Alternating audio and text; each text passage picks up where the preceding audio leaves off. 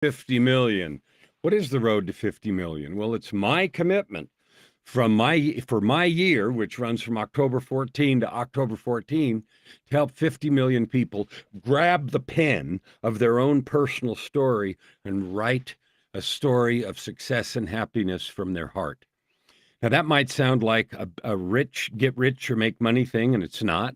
Although making money comes out of living with your gifts or serving with your gifts, it might sound like some crazy thing that I just dreamed up, but it's not. It's inspired. It's a download. It is my commitment. My year runs from October 14th to October 14th because, well, it's a long story, but it does. And it's a miracle that gave me my New Year's as October 14th. So I'm now 7 weeks in, and my commitment is to help 50 million. 50 million of you, grab the pen of your life and write from your heart so that this year for you is as awesome, as more awesome than you can even imagine right now. Now, maybe you're already living that kind of life. I don't know. Some people are. I've had a wonderful opportunity the last several days to interview some really cool people for my podcast as guests, and those interviews will be coming out in January and February. But most people that I talk to are not. If I look people in the eye and say, "Are you happy?" Most of them can't say yes. I don't know. Do you look in the mirror and scream with excitement, either silently or out loud, depending on who's sleeping, that you're happy? Are you? And if you are, good, are you sharing it? Are you serving? Are you living in love and service every day? Why? Because that's what we're meant and built to do. You're a divine being. So am I. We were put here to love and serve each other. We weren't put here to mess around and do whatever. We're put here to love and serve each other, to experience joy, to share, and to live in love. Now, you see all the turmoil in the world, from the war in Europe to injustice all around you to angry polarization in politics and all the rest. But that doesn't have to be that way. Now, you and I, we can't wave a wand and change all of it, but we can change what's around us. And here's how. Here is the secret. You and me make a choice every day to be the very best, most loving, kind, serving person you can be. Even if you're raising little kids and your only service is to them, that might be the greatest service you ever do, because that's passed on generationally. When I work with business owners and I help them think about their clients, it isn't just how do I get more clients and make money? It's how do I love and serve every client at the top of my game so that they're blown away with the attention, the love, and the service they get. Because we are paying attention to them. So today's episode is to dare greatly. Now, there's a saying I have that says, those who dare greatly fail greatly. And then the rest of it is, so carry a big blanket of forgiveness. Because if you dare greatly, you're going to fall on your face. So am I. So have I. So our choices are to, okay, we'll just play small. We'll think small. We'll barely do a little. Okay, you're free to do that. So am I. But that almost never leads to significant impact. And all of us have a yearning to do something that matters, to serve, to help.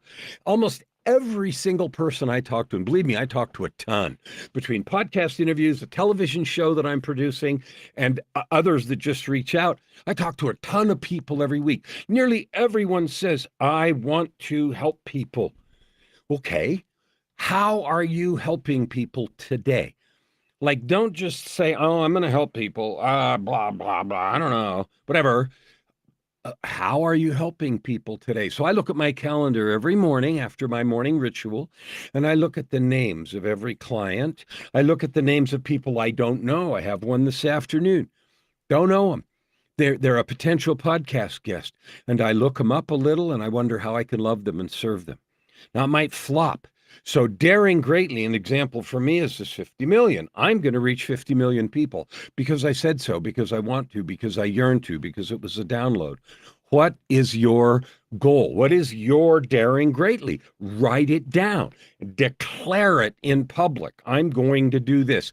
It could be a personal growth thing, make a certain amount of money, lose some weight, fix a relationship, find a relationship, love yourself more. It can be any of those things, but declare it. I did this the other day. I declared, as part of this process, I'm doing some YouTube work. I'm going to get on stage at VidSummit which is in next September or October in Dallas. That's one of my commitments. I'm going to do that. The only way you even begin to hope to get on that stage is by having really significant YouTube growth and progress. Well, I'm going to do that. That is a commitment. In fact, right after this, I have a mastermind that I'm attending on exactly that, YouTube growth. So I don't care it's not important to you what my goals are. What's important to you is what yours are. Do you have them? Are they made clear? Are they out loud? Are you committed, or are they just sort of, well, I hope I can X, Y, Z? I'm never able to accomplish the, well, I hope I can X, Y, Z. Now, let's talk about how to make daring greatly part of your life. Because then we get to the other side, people that just make these statements and they put out BHAGs, big hairy goals, and massive action, and all that stuff floats around. And if you're not in the habit of doing that, and that isn't your standard mode of operation, then what you do is you make all these big hairy declarations, and then you fail, and then you get discouraged, and then you quit. So there's a place for daring greatly, and there's a place for turning it into reality. And here's the secret. It's a little phrase, and it's so simple you're going to laugh. It's, I said it, I did it. And here's why that's so powerful. When we make goals or commitments to ourselves especially, to others also, but to ourselves especially, and we don't keep them, we are teaching ourselves that we are liars. We are teaching ourselves we cannot be trusted. And we just say things to either end a conversation in our minds or with others. Yeah. Of course I'll do. Yeah. And we don't mean it. So here's the way to get that solved permanently. If you have a habit of saying things and then not doing them, here's how to change it. Shrink the goal. Shrink the goal. To start with, make it so small that I said it, I did it. I said it, I did it becomes your truth. And when you do that, then you can gradually increase the size of your goals. I talk about 1%. What if you did 1% better today? Well, you might think 1%, that's nothing. It accumulates so fast. Between now and New Year's, you'd be 23% better. Between now and spring, you'd be 90% better, 100% better. It's 100 days till spring and March 21st. Like, that amount of days is going to pass either way. And if you just make incremental improvements. So I said it, I did it, I said it, I did it. I call it the success cadence. Make it your truth. And if you set goals and fail, shrink the goal. Shrink the goal until I said it, I did it is your life. And then you do teach yourself, whatever I say, I do. I speak truth. I can be trusted no matter what. Now, the second piece is when we fail, don't beat yourself up. That isn't productive. Getting angry and saying negative things to yourself, I've never found that to be helpful. I've never found that to be motivating. Hope is a big motivator. Love is a motivator. Encouragement is a motivator. I have a client who I love dearly. And you know what he says? He says, people need encouragement more than they need advice. Well, do that to yourself. I should have done this and I should have done that. That's never very helpful. Encourage yourself. Shrink the goals. I said it, I did it, I said it, I did it. And at the same time, dare greatly. Dare to challenge yourself to be a promise keeper, a person that does exactly what they say every time, even if you have to start tiny, micro tiny. I said it, I did it. You will be amazed at how powerful. I said it, I did it. I said it, I did it. I said it, I did it. Just for a week, just 7 days. Shrink your goals enough so that every time you say something, you do it. It is the truth of your life. It is the truth of your being. Now, the road to 50 million, see, here's the thing. My road to 50 million, that's my big goal. I'm daring greatly because I was inspired. I felt that's what I should do. October 14th, I'm in. Now, I said it, I did it is, I'm going to put one of these videos up every day. I'm going to talk about the process of Road to 50 Million. Sometimes I talk about a principle, like today, daring greatly. And other times I just talk about what's going on. Yesterday I talked about some interviews that I had and some people that I met and how impressed that I was and how much I learned from them and how much love I feel for all the people, including you right here, right now, that are doing good. You're adding good to the world. That's a phrase that I love. Add good to the world. We all add carbon dioxide. Why don't we add something else?